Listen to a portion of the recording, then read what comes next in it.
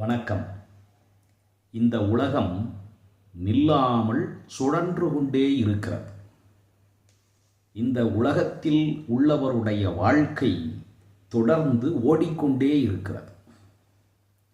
உலக வாழ்க்கை என்னும் தேர் தொடர்ந்து ஓடுவதற்கு அச்சாணியாக இருப்பது எது என்ற ஒரு வினாவினை எழுப்பி வள்ளுவர் விடை கூறுகின்றார்.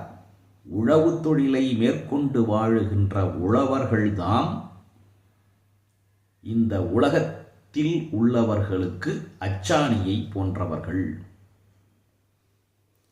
அத்தொழிலை செய்யாமல் மற்ற தொழில்களை செய்து உழவர்களை காட்டிலும் உயரிய மதிப்போடும் செல்வத்தோடும் இந்த உலகத்திலே மற்றவர்கள் விளங்கலாம்.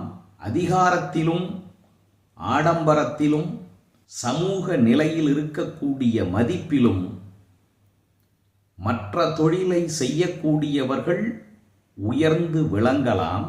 பொருளாதார நிலையிலும் உழைப்பின் கடினத்தன்மையிலும் உழவர்கள் நிலை மிகவும் பரிதாபத்துக்குரியதாக இருந்த போதிலும் கூட அந்த தொழிலை விடாமல் தொடர்ந்து செய்கின்றார்களே உழவர்கள், அவர்களால் தான் இந்த உலகம் இன்னமும் உயிரோடும் உயிர்ப்போடும் இருக்கிறது.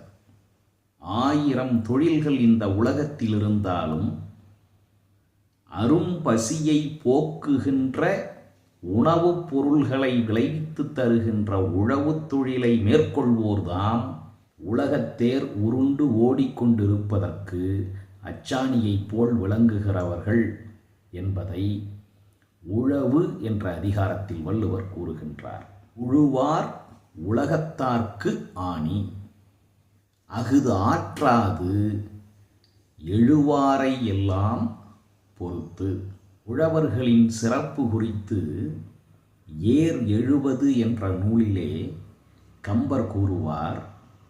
தொழுங்குளத்தில் பிறந்தாள் என், சுடர் முடி மன்னராகி எழுங்குளத்தில் பிறந்தாள் என், வணிகரெனும் செழுங்குளத்தில் பிறந்தாள் என், உழவரெனும் உழுங்குளத்தில் பிறந்தவரே உலகுய்யப் பிறந்தாரே. நன்றி, வணக்கம்.